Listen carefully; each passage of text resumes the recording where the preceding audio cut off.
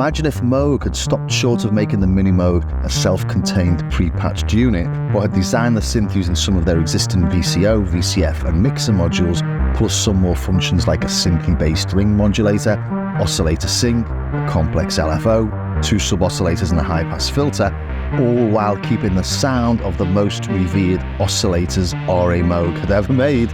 Well, that's what we've got in here, with input from some of the original designers of those modules.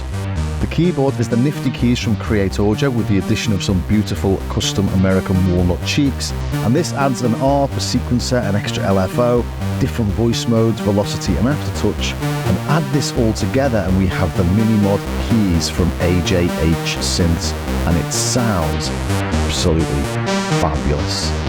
You get the sounds of the Rev 1 Minimoog, and then you get to take it to Odyssey territory and well beyond. Quite a wonderful little thing.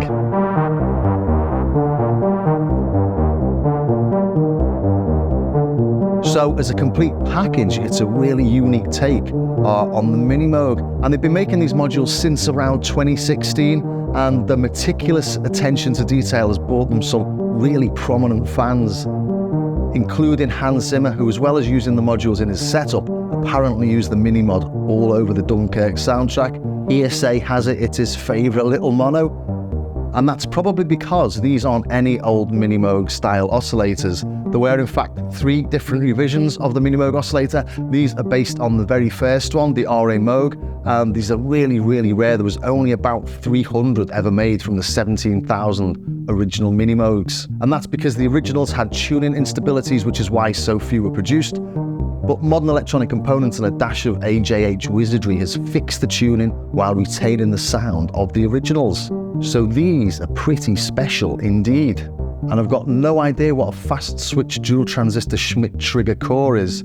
I can hardly even say it, so I don't know what much of that means, but what I do know is that the oscillators sound amazing and they've got rid of all the tuning instabilities. And these are pretty complex because they've got adjustable sync with 2 modes, they've got linear and they've got exponential CV inputs, so there's plenty of scope for FM, and we've got outputs for the saw, a shark's tooth, a triangle and a pulse.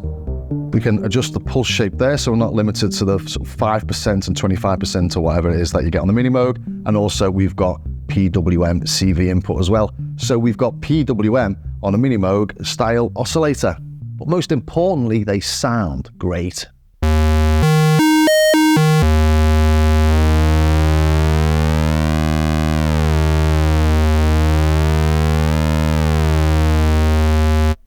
And I've patched that into the LFO on the NiftyCase.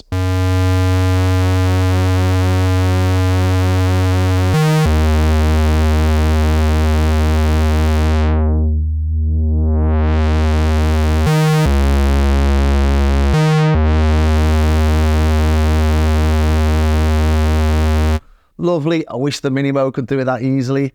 Let's try the saw.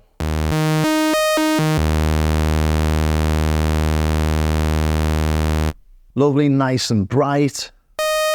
That's going way over 20 kilohertz there, isn't it?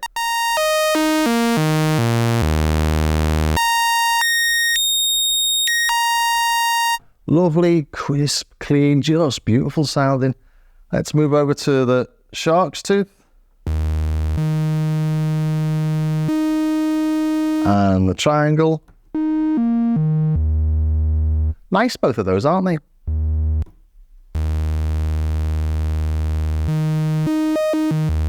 But of course, we've got an output for each, so we can blend them. Let's add a sawtooth to the square, shall we?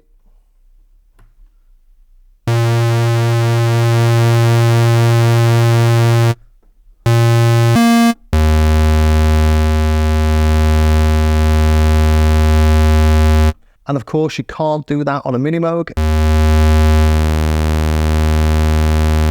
Let's bring in the triangle as well.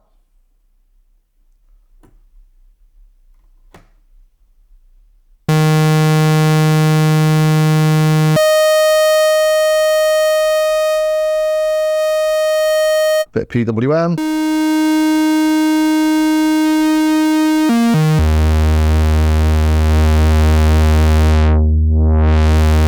So we're doing stuff the Minimoog can't do, the Odyssey can't do, the Cat can't do. I'm trying to think of synths I've been playing around with recently, but essentially it's doing stuff most mono synths can't go near, and that's because we've definitely entered modular territory. But to me, the most important thing so far is that it's really got that vintage vibe.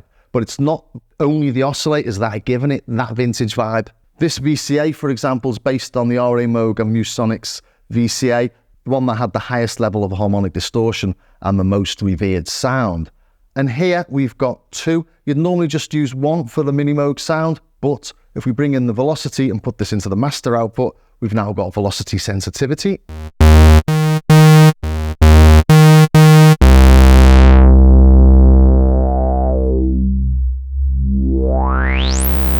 Can't help but have a play with that filter, and that filter's got the classic overdriven circuitry, obviously. And we've got inputs for 1/3, 2/3 and full keyboard tracking, so you can do all those classic Minimoog tones. The envelope generators are also based on Moog designs. They've got a transistor core and they've got the exponential curves that work well with the ladder filter, so you get that typical punch. This is all available, by the way, on the AJH Synth's website, so it's definitely worth checking out what they've done with all these modules, because they've spent an awful lot of time getting them absolutely bang on. And what it all means is it just sounds sublime. Let's do a 3 oscillator patch. So let's take that and put it in there. Sawtooth, sawtooth, and a sawtooth.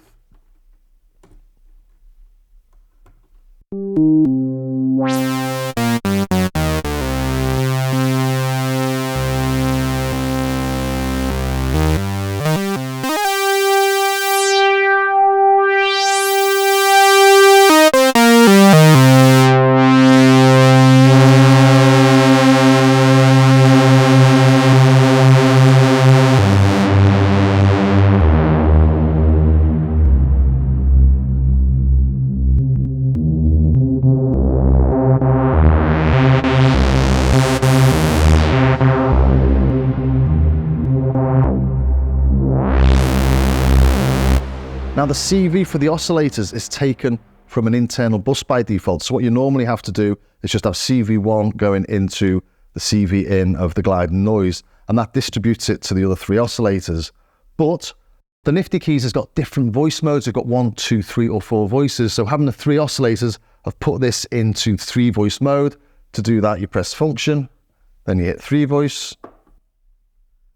So here I've put CV1, 2 and 3 going into the 3 separate oscillators. So each oscillator is getting a different CV for 3 different keys. And we've just got a single gate and a single envelope. So we're still, we're not polyphonic, we're paraphonic. But don't tell Mark Doty that. Anyway, it means you can do this.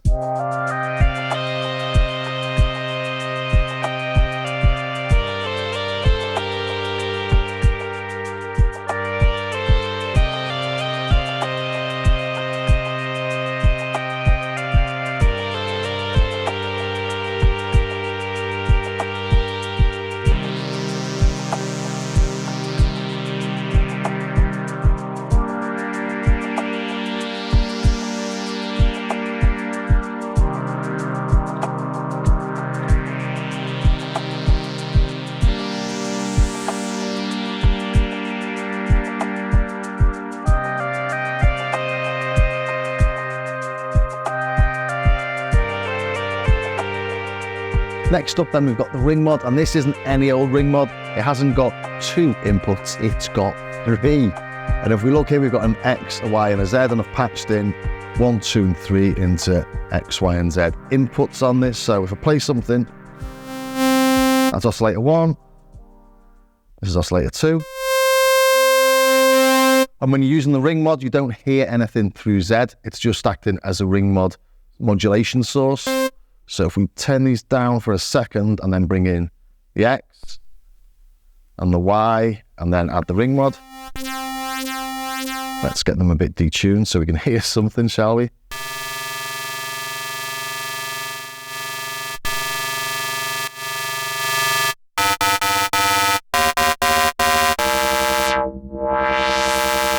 Sounded like ring mod, isn't it? Add a little bit of sustain to that.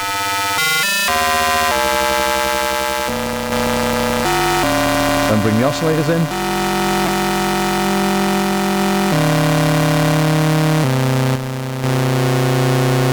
And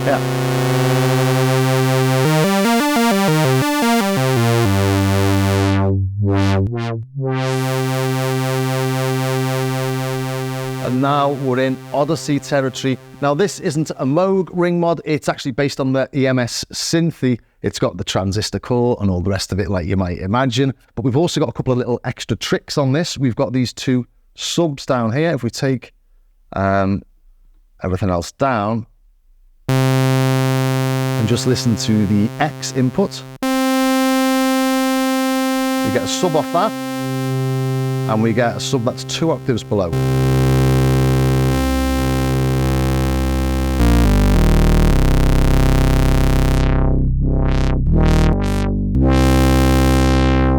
So we're just listening to one oscillator there. Pretty cool, isn't it?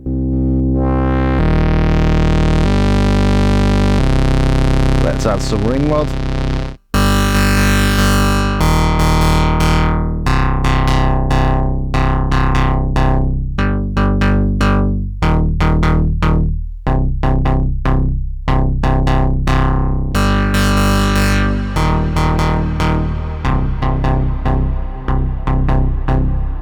That's great, isn't it? Let's play with the Y input now as well. So that's oscillator 3. Let's take the subs down so we can hear what's happening. And just listen to the ring mod maybe.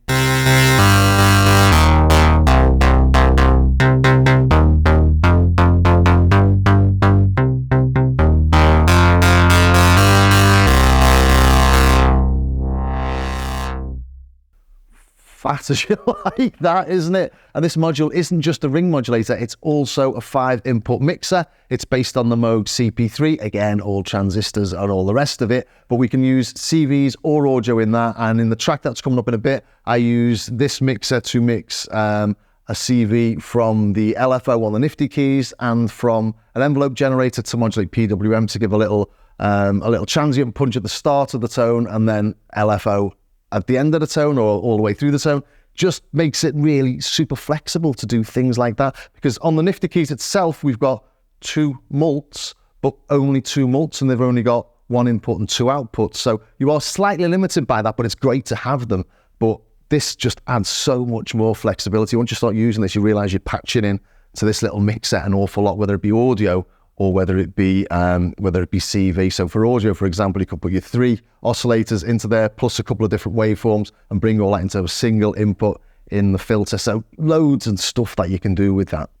I've not mentioned this high pass filter yet, so let's take the out from the VCA. I've got to go into out 2. We've got 2 outputs here, and they can blend 2 inputs each. So another little sort of mixer you've got in there as well. So let's take the out and put the out into the input of the, it's called the low fat, but it is actually a high pass filter, and put the out into out 2. That's the output. This is the inputs into the output, and we've got fat outputs at the back as well. We've got 6.35mm big outputs on the back, as well as the Eurorack style ones on the front. It's the 6 dB, and we've got 12 dB as well. Not the most exciting of modules, but it's very useful to have it on there. Again, it brings it into being a bit like an Odyssey at times. And finally, we've got this LFO at the end, so let's just put that into the pitch of oscillator 2, shall we, in the exponential. Let's just listen to oscillator 2 on its own. Exponential, where's that?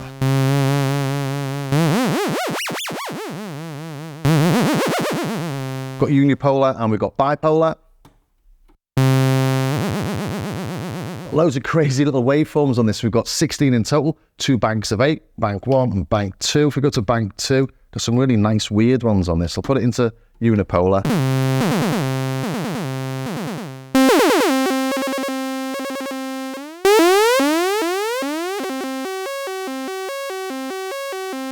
And that can be synced via MIDI. We've got USB and we've got 5-pin DIN MIDI on the back, and we've got a clock out here. And you select the clock source using this function button. And I can't quite remember which is the MIDI clock function, so luckily it comes with this. So you can overlay that, and where's the reset and clock is there. So press the function button and press clock. And now we can take the clock from there and we can put it into the LFO to keep it all synced up, and that's what I do the bass line on this little demo. But before I play that, I'll just reiterate that you've got a second LFO here. So modulating the pitch of oscillator 1 with a nice weird little sequency style LFO from over here, and PWM from the NiftyCase.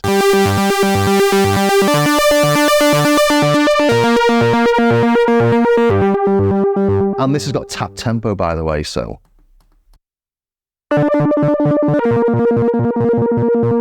And this multi-tap changes the frequency according to the beat. So it's a really nice little modular, and here it is in action.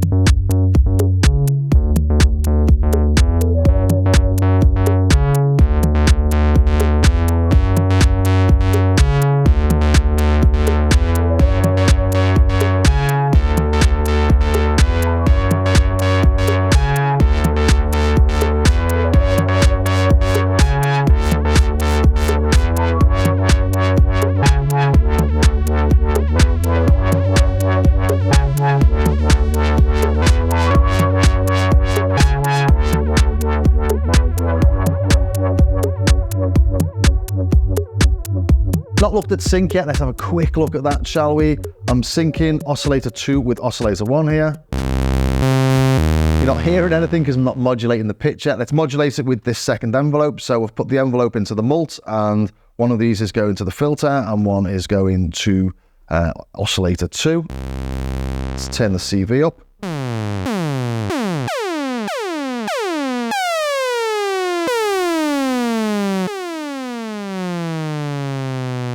And now let's add the sync, so we can add that gradually.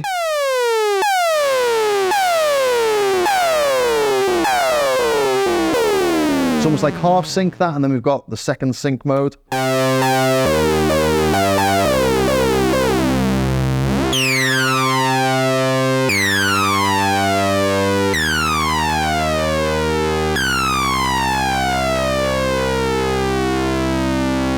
Lovely and smooth that, isn't it? That's wonderful.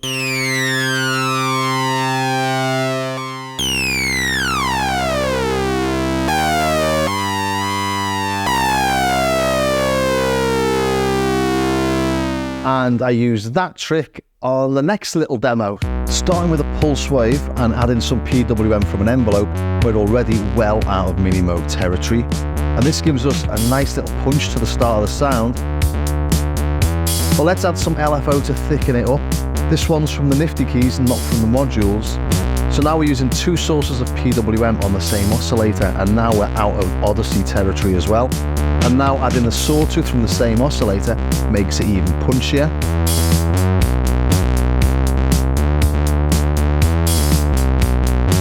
Then add the second VCO. We've now left the axe behind as well. And now some sync. Minimoog's not got sync, but the Odyssey has, but that can't sync to a third oscillator, like I am here. And then we've got loads of control of the amount of sync, so we're well into the realms of modular now.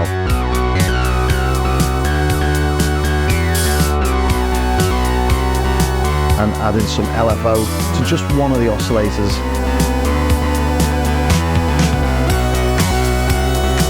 The AJHSynth Minimod Keyz. I've said it before and I'll say it again, it's a lot more than a modular Minimoog.